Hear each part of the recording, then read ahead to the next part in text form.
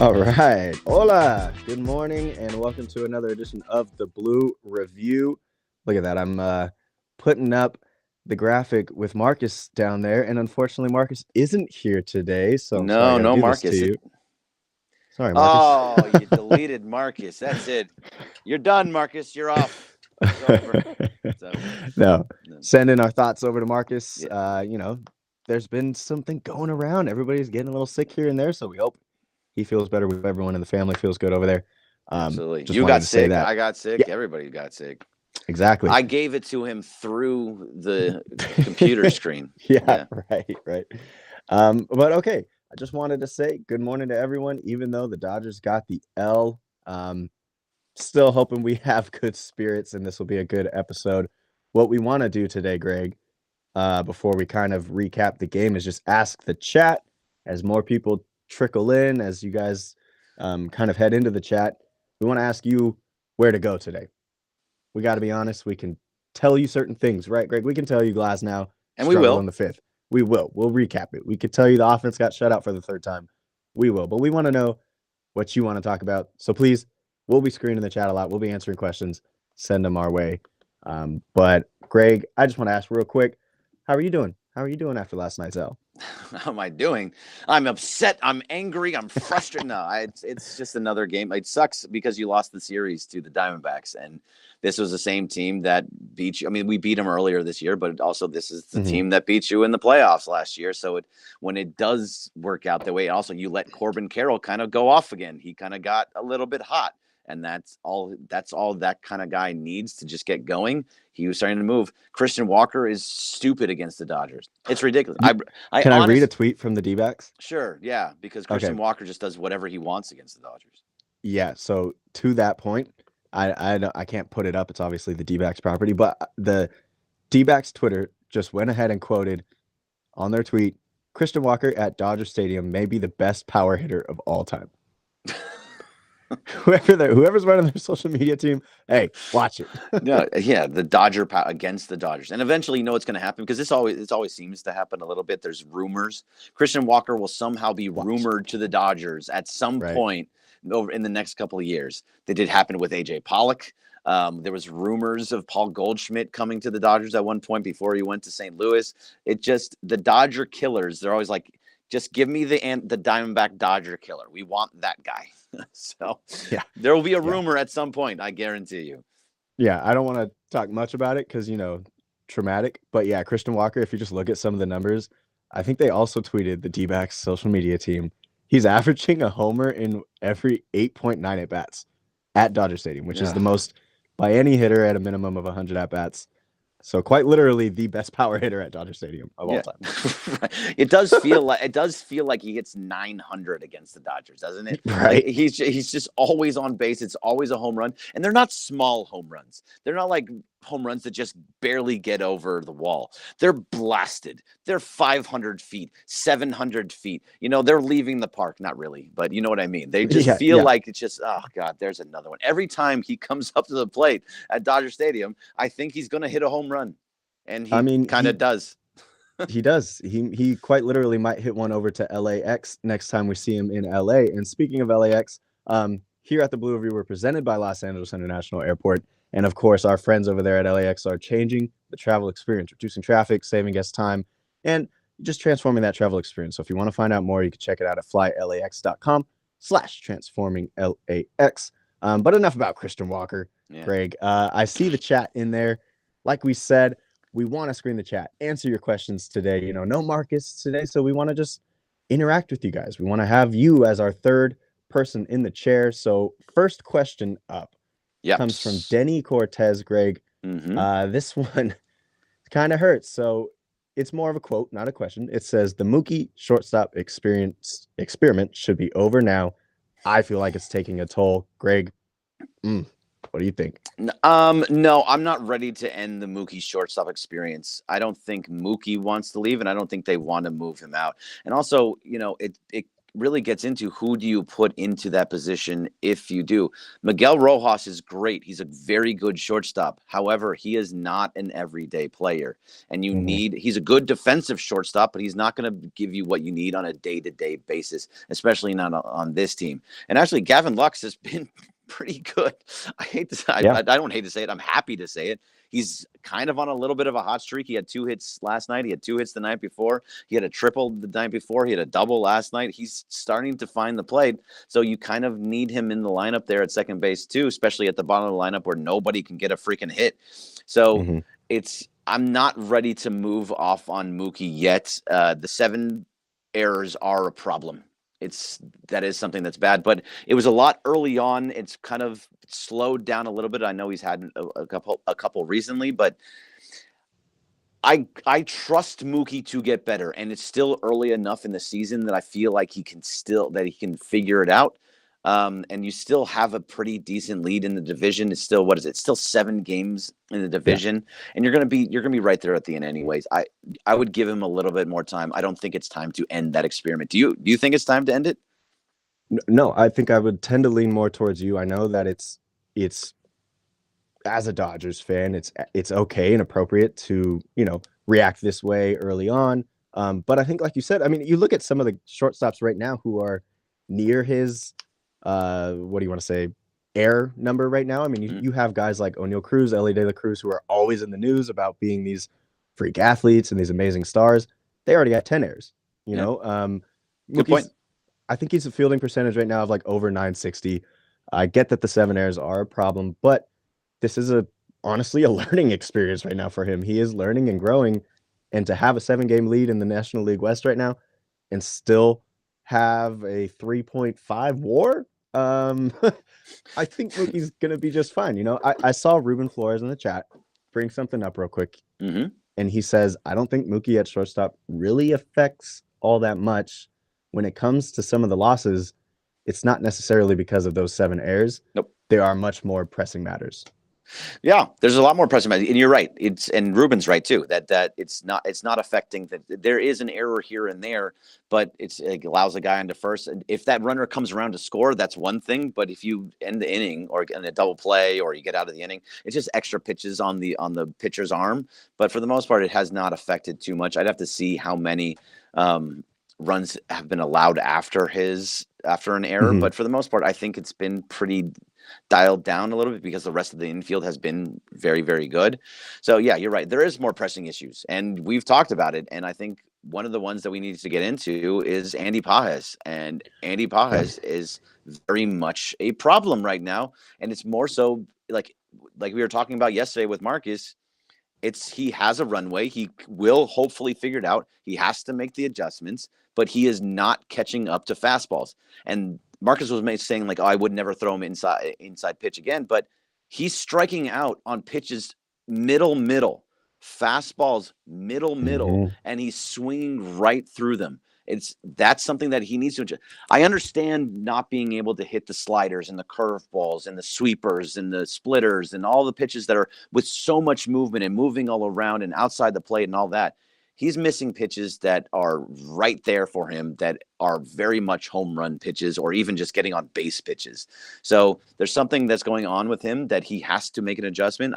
I'm sure they're very much aware of it, but it's now happened again where 2 nights ago, Gavin Lux had a leadoff triple, strikeout, out. And then last night there was another one where they had first and third, and second and third. Gavin Lux got onto second, and he had Teoscar was on third. Strikeout, boom! Like the bottom of the lineup is causing a problem. The fact is, it's just not working. And Andy Pages down there is supposed to be the guy that's like the stabilizer, like we've talked about, right, Parker? Yeah. So I mean, you look at some of the numbers. His OBP has dropped. You mentioned the on base moments. It's dropped to 274 on the season, which is not good.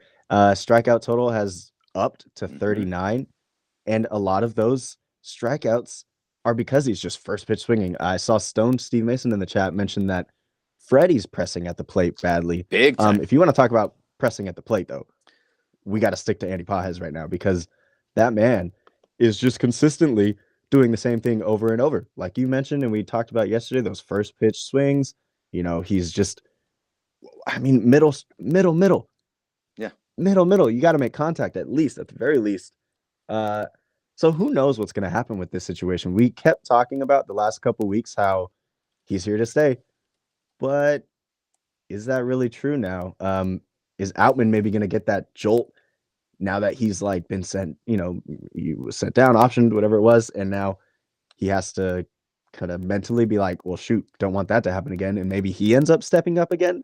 But the bottom of the lineup, it's been all season that they're struggling, and yeah, very, very pressing, like we said. And the thing is, it affects winning, right? Like it actually does affect winning these games, because when you have the top guys get on base and you're consistently having two guys on base, and then the bottom of the lineup comes up and you have nobody out or one out and they can't get it done, that's affecting winning.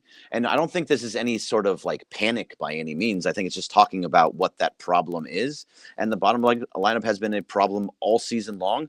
So it's just them trying to figure out what is the best way to fix that. Is it to keep going through with Andy Pages and to saying like, look, you're still in there every single day. We're giving you the confidence to be out there every single day. And I think that's what they're going to do.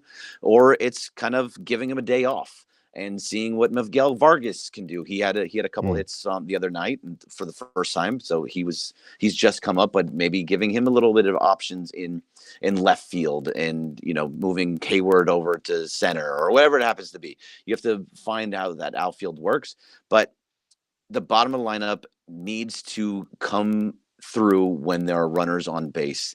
And again, like you said, Freddie has to do it too, because he has been bad in those situations this year. Yeah. So with all that being said, my question to you, and something we can maybe talk about, are they maybe for the first time in a while going to be buyers for hitters at the deadline? Because typically, yes, they're going to go out and buy the arms. They're going to buy that back into the bullpen, get some reliable arms as always, because the arms they have now are not going to be the arms we see in the playoffs. Obviously, now some of the guys they've pulled up are already just, it's a home run every time they come up. Hernandez. But so looking at this, I saw some names maybe mentioned in the chat, like a Bo Bichette. That's a little bit of a bigger name, and I don't want to, start with Bichette, but let's just say the guys like the Adamises who maybe could come in and be those bottom end of the lineup guys. I'd have to look at more names who could be a good fit, but the question in total is just, are they going to be buyers for the first time? Because these young guys who we usually run with aren't making it happen this time. So it's interesting you say for the first time, because they are always buyers at the trade deadline. That's a normal thing. Yeah, I think to clarify is just like that bottom end of the lineup, we usually see it stay relatively same outside of one or two names, and it's usually just those call-ups guys that like the Dodgers trust, like the CT3s and stuff. So I'll say this, and I think it's very true when it comes to Andrew Friedman, especially this year specifically, because this year and how important it is for them to get to the World Series, win the World Series, not just for the fans and for the team, but for Dave Roberts. I mean, whether or not he goes or if they don't make the World Series, I don't know. But the fact is, we will be calling for his head if he does not win the World Series. It just will happen. It just will happen. People will go nuts. So pitchforks and everything. Yeah, no, 100%. So this is a very, very important year for the Dodgers. And it's still very, very early. It's still May, like the blah, blah, blah. That's the whole thing that we talk about. And we still have a 7-game lead and one of the best records in baseball, blah, blah, blah. That's all there. But if they feel at the trade deadline that they can get better in certain areas, they will absolutely do it. If it happens to be Bo Bichette, by the way, Bo Bichette is the cleanup hitter for Toronto, right? He got the cleanup hitter, and he moves around, but the cleanup hitter for the Toronto Blue Jays last night hit a home run for the first time this year. The very first time a cleanup hitter in Toronto hit a home run, and that was Bo Bichette. So like that could be somebody that they move. They're struggling, but that team is too good to be at the bottom of the East for the rest of the year. If that happens where they're at the bottom of the East and they're still, they're struggling, they're not going to make the playoffs, then maybe I could see a Bo Bichette moving, but I think they're going to move up and they'll be in the contention for the playoffs. if the Dodgers need something, anything, if they don't believe that, who was it that asked about the Mookie Betts experience? Whoever in the it was chat. up in the chat, but yeah, It was up in the chat. If they feel that that is not the right thing by the time the trade line comes along, they will move him to second base, back over to second base, if not before, and go find a shortstop. They are not going to mess around and be like, we are not going to have everything in place to go get this World Series this year. It's been too many times that they've gone into the playoffs and out fast. Now that you gave $700 million to Shohei Ohtani, you brought in Glasnow, you brought in Yamamoto, you have Bobby Miller coming back, Walker Buehler is back. You have everything in place to be contending for the World Series and winning the World Series. If they feel they need something, they're going to go get it. And if that's bullpen arms, if it's a shortstop, if it's an outfielder, if it's just somebody that can be like a Kike Hernandez that plays all over the place, they're gonna go get it. Mm-hmm. Yeah, somebody just with a good OBP, please. But I see in the chat, Brian Ahmad saying if we lose the NLDS, this quite literally will be the biggest failure of all time in the MLB. Sure, I agree. Yep, I agree. Totally agreed. Yeah, there's nothing really to go with. There's that. nothing to go off of that. I mean, that's what it is. yeah. Dave gone. Pitchforks fans. We're gonna see more cars on fire if that happens.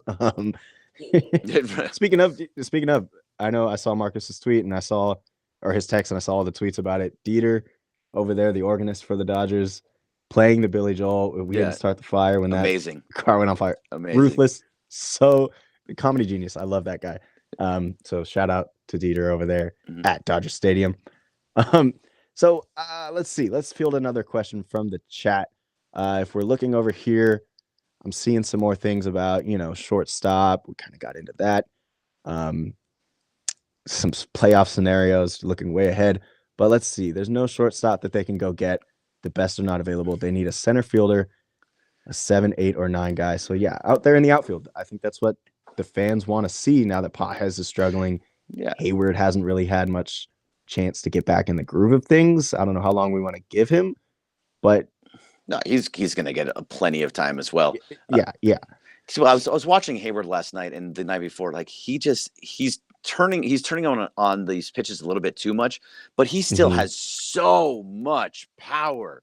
It's crazy. Sometimes the guy's built like LeBron James. Yeah, I love Hayward. Yeah, no, so do I. But he has to move them in a little bit so that they're home runs. But he does still have a lot of. If he gets a hold of them, they're getting blasted.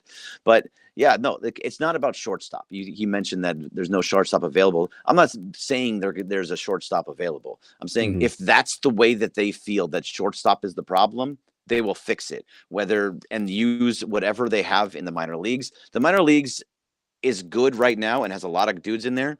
They'll move as much as they need to move in the minor leagues to get the guy to win now. They are very much in win now mode. I have to assume it's no longer, oh, we won the division. Hey, well, we made it to the NLDS or the NLCS. No, you have to get to the World Series. You have to win. Otherwise, you are a failure, as what they were saying. So it's not about the shortstop. If they can get a shortstop, you don't know what shortstop is going to be on those bottom teams that you can be like, hey, we can use them. We'll overpay and bring them in, and it can absolutely happen. Andrew Friedman is very good at what he does. Yeah, he's very good at what he does. And to your point, you're not going to know. It's just too early. You're not going to know many names outside of the headliners who are available. So you never know. Dodgers could go out and get studs like Mason Miller over there with the A's and fix that back into the bullpen. There's things that we just don't know yet. It's too early. But something we do know, Glasnow, last couple starts off strong and then struggles towards, the 4th or 5th. Here in the 5th inning last night, just lost command, I don't want to say temper, but mechanics started to go, those, the lost ball, the baseball words are slipping my mind right now. It's early. But the just the mechanics, they went away. You could see him yelling into his glove. What exactly are there any worries with Glasnow, or do you still feel relatively confident moving forward? I mean, he leads the league in strikeouts. Yeah. The whiff is ridiculous.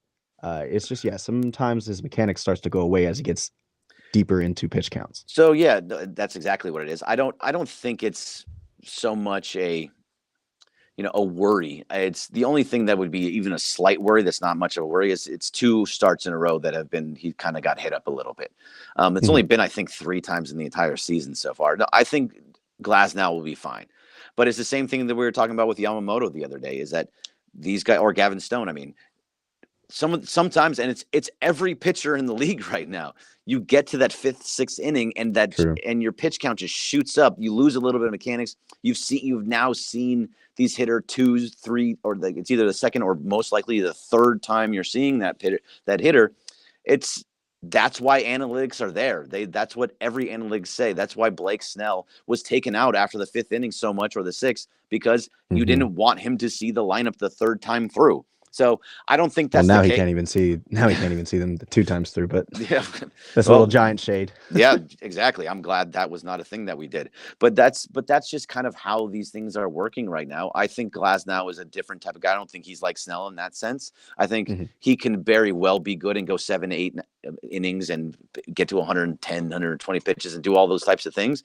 But he's going to struggle every once in a while, and it's too bad. But you can't expect to be amazing every time out, but to be consistent, I think, is more important. And him and who he is to be that stopper that we've talked about so many times. It's not really stopping when you won like 4 or 5 or 6 in a row and then lose 2, and then they're going to go on another 6-game winning streak. Like those things are going to happen. But it does start to creep into your mind a little bit that this is now 2 in a row. So we'll see where it goes. But again, trust Glasnow. Know he's going to be fine. But even so, look, if he has to go on an IL stint at some point and he's healthy at the end of the season, that's all we care about, right? Being healthy, everybody healthy at the end of the season. Yeah. And we're seeing some of that start to come to fruition as, Walker with a good start in his last go. You're seeing Kershaw kind of give quotes saying that he's feeling better and things are going as planned, which is very encouraging to hear. But yeah, when it comes to Glasnow, I as well trust him. And as Ruben Flores says in the chat, in Glasnow we trust. So yeah. I agree. But yeah, it was a tough 13-game stretch, and there were not a lot of days off. And the fact that that's still 33-19, I think maybe the 2nd best record in baseball. I got to check where the Yankees are at, but outside of Philly, Dodgers for sure are the top team in the NL. In the NL. So the Yankees are 34-17, 667. Guardians have a 660 percentage. Phillies have a 720 and the Dodgers have a 635. So only the Yankees are now better than them at 34-17, and the Dodgers are 33-19. Yeah. So listen, Dodgers are playing great baseball, and if they are going to get cold at any point, it's okay. It's better to be seeing it in May, early now in May rather than in the playoffs. So we talk about it every day. We talk about it every day, Parker, but we always have to remember. And as being on the Blue Review, we're going to nitpick and we're going to say all the things that are wrong, and like calling out Glasnow for 2 in a row, and calling out, Pages for swinging it on his very first pitch every single time at the plate and missing fastballs middle in. But it's still May, and we still have to wait. Like post All-Star break is really when you have to start really paying attention to all this stuff. Like fully, like this is now a problem. You kind of give a little bit of space. So just remember, a lot of these guys are going to get enough space till right around that point in the All-Star break, maybe a little bit before. So it's, it's not too far away. True. Yeah. And you know what? I didn't even mention this. I'm surprised no one made fun of me for the Pirates hat. Nobody told me that's a Pirates jumping ship already. Yeah. I mean, obviously I just wear it because it's a P and my name's Parker. I'm boring. But you're right. It's May. And once that All-Star break comes around, I think the Blue Review will start heating up because we're going to start seeing some more things that are, like we said at the beginning of this episode, more pressing, and we're going to start learning more about this team.